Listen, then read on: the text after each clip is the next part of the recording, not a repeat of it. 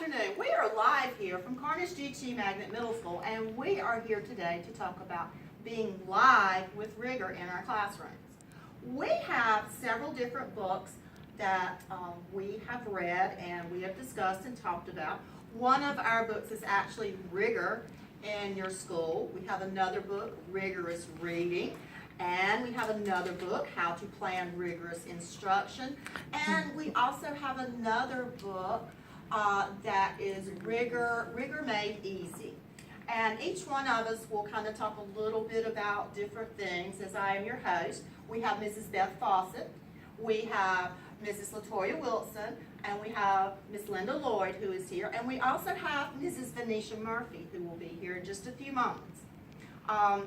So today, let's talk about what rigor looks like, or what the definition that we think rigor is. Rigor is actually high expectations for students to learn at high levels or higher levels.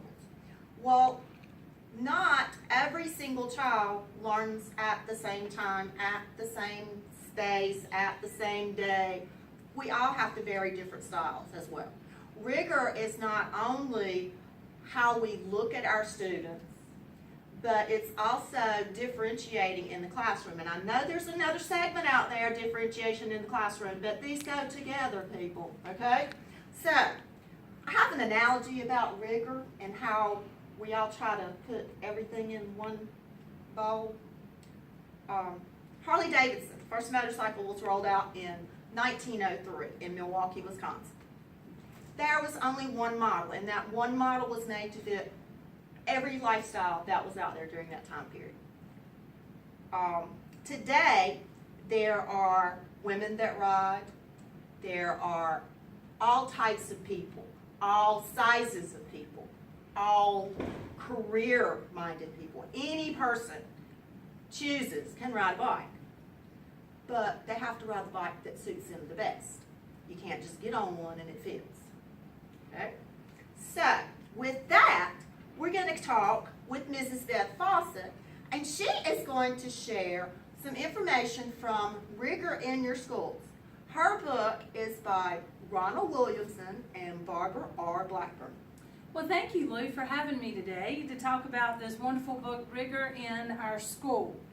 And in reading this book and wanting to share it with the staff members of Carnage Middle School, I wanted to share this poster behind me that I made called Rigor and the word compass. And each one of those letters stand for a segment in this wonderful toolkit for teachers. With the toolkit for teachers, the compass words, and I have this and I'll read those. C would stand for creating a positive and supportive culture. One of the ways we share the rigor and the culture at our school is by the photos we have hanging in our hallways, serving as a visual recognition of our rigorous activities. If you walk the halls of Carnage, you will see some lovely pictures. Yay, great pictures. Displays all the rigorous activities that we have going on in our elective classes and in our core classes around, and after school activities. The O in compass stands for ownership and shared vision. When we work with all the stakeholders at our school, teachers, families, and other school personnel, we share ideas about rigor that keep us all in the loop. This is not just for teachers, and it's not just for students. It's for families and other school personnel. M is managing data. So in our school, to be rigorous, we need to manage our data. And our school works hard to manage this data in our PLTs that meet every Wednesday. When we know the levels and abilities of our students, we can increase the rigor of instruction to meet their needs. And we can dive into the data, and that will help make that rigorous school environment. The P's professional development. Boy, do we have a lot of that. Those early release days when we spend our afternoons talking about our professional development.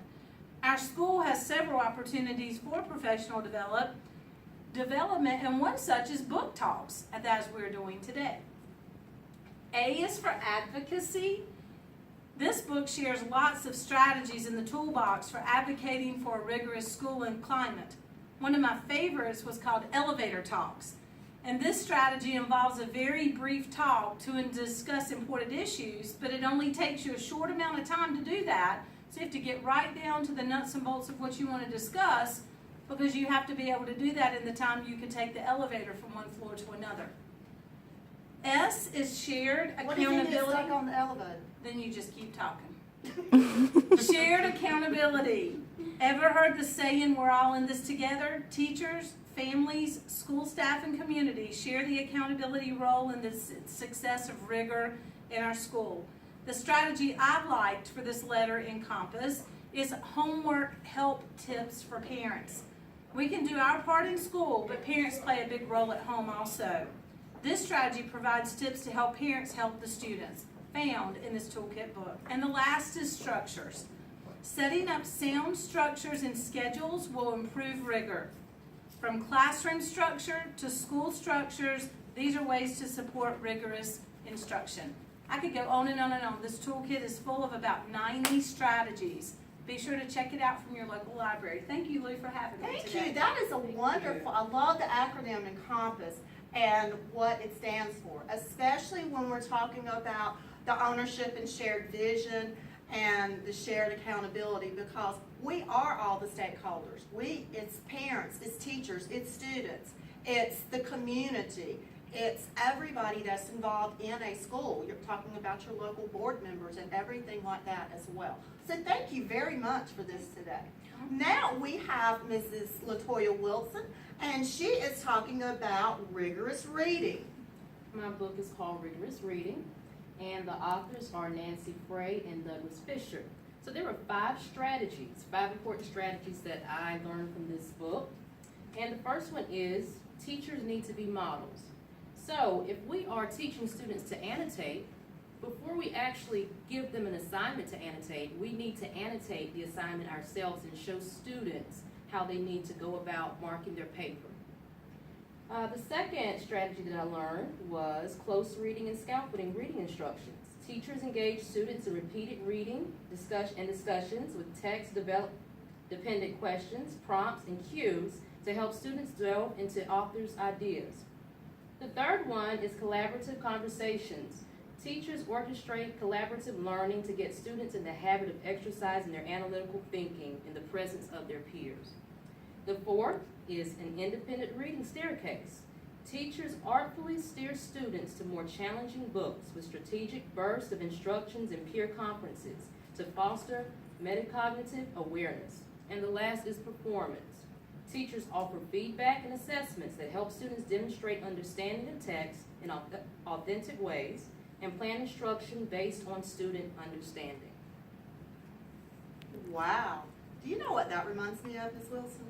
That reminds me of our 4 C's, about being creative, having the collaboration, having the communication, and the critical thinking there. So that fits right in with the visions that our county has.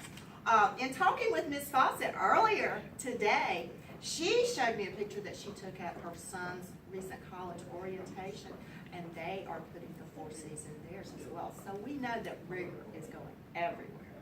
All right, Ms. Lloyd, how are you today? I'm doing great. I was so excited when I found out I was going to have a chance to be on your show. Oh. I was actually supposed to be at the inauguration, but I canceled just to be on the show today with you Oh, all. wow. I'm so sorry you didn't get to watch that. That's okay. So my book was How to Plan Rigorous Instruction, and there are 4 stages to plan rigorous instruction. Most of us do this anyway, but I'm going to tell you some keys to making sure you have each of these pieces within your lessons. The first stage is acquisition. So you want to help students acquire skills. The secret to acquisition is to have organization. If you use graphic organizers to organize the information as they're learning it, they will be able to apply it easier later. The second stage is application. Use and develop the thinking skills needed to use them routinely.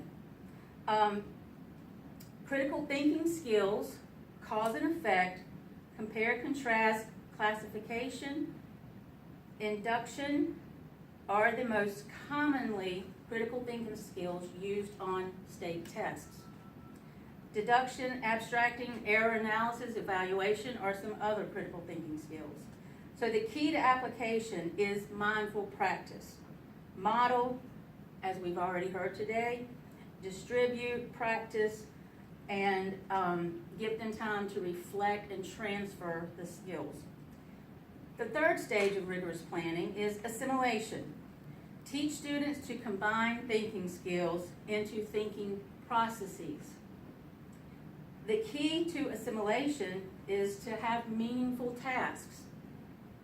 Do not compare and contrast just for the sake of comparing and contrasting something.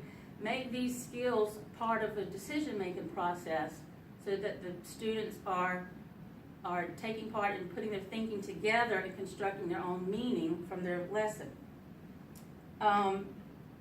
The fourth stage of planning rigorous instruction is adaptation. This is the most creative stage. This is when you focus on the process rather than the solution. And so the key to adaptation is transfer. Help the students to define the problem and detach the skills from the context. And one of the things that stuck out to me from this book is rigor is for all students, not just AIG students. When you have struggling students, all of these things, building prior knowledge, creating these lessons that they're going to have to think through, and most importantly, when you have struggling students, focus on acceleration rather than remediation. Rigor it takes work. It's a lot of work on the front, but when you do that, the students will be doing all the work. You should not be working harder than your students. And so with rigorous thinking, we hope to make these students lifelong learners so that they can transfer these skills and handle any unpredictable sitch that comes their way. That is awesome information there, especially those keys that you have mentioned there. You're welcome. Thank you. We have to have a lot of this going on in a school for a school to be successful and for learning to take place. Rigor is in your school, believe it. Now we have Mrs. Venetia Murphy, who is going to talk with us about Rigor Made Easy. And I think I just noticed that her book is written by Barbara R. Blackburn, who is also the co-author of Rigor in Your School. Thank you. Thank you, Lou. Thank you, Lou. Okay, I'm talking about, we're discussing rigor as a whole. How can we make rigor easier for the teacher in the classroom and the student? I have a little acronym here, quality questions. We've learned so much today about rigor, so now let's talk about how do we make those quality questions that will pull the students in to the learning environment. The first one, Q, quality. To have quality questions, don't make up useless or time-wasting questions. Make sure your questions are clear and they're relevant to whatever the students are learning at that time. Then you have U for understanding. Make sure your questions lead to understanding of the content at that time as well. Then E, encourage multiple responses. Don't depend on the one student in the classroom that always raises their hand to talk. You want the whole class to be involved in the learning process. So make sure you lead to those higher level questions from all the students involved in the classroom at that time. Next, you want to spark new questions. You have them answer some questions, now spark more understanding. Delve deeper into the lesson with new questions developed by the students and encourage them to ask more questions and lead to further knowledge. Then, thought-provoking. You want your questions to be thought-provoking. Apply it to real-life situations. In science is always about real-life situations. So you want to make sure you prompt the students to really aim towards those good leading questions that will bring about good thinking. The next thing you want is individualize, okay? Customize the questions to connect to each student because each student learns at different levels. So make sure they're learning at their higher level. Then ownership. Shift the learning ownership to the student. We already know the information. The student needs to learn it. And one way to get them to maintain that is to shift the ownership to them. Next, narrow and broad. Some questions are focused on some more open-ended uses, and then some can use balance. So make sure you include that in your lesson as well. And finally, success building. Remember, the goal of all questions is successful student learning. You want them to understand what they learned, you want them to own what they learned, and be involved and enjoy the lesson at the same time. Thank you very much. So in other words, I think one of the things that we're trying to all accomplish here with Rigor in our classroom is making learning meaningful, not making it a memorization technique, such as memorizing how to spell all the words for the spelling bee. So we need to all work hard to include Rigor in our classroom. I would love to thank my guests today for being here, Ms. Fawcett, Ms. Murphy, Ms. Lloyd, Ms. Wilson, and we hope to see you again very soon with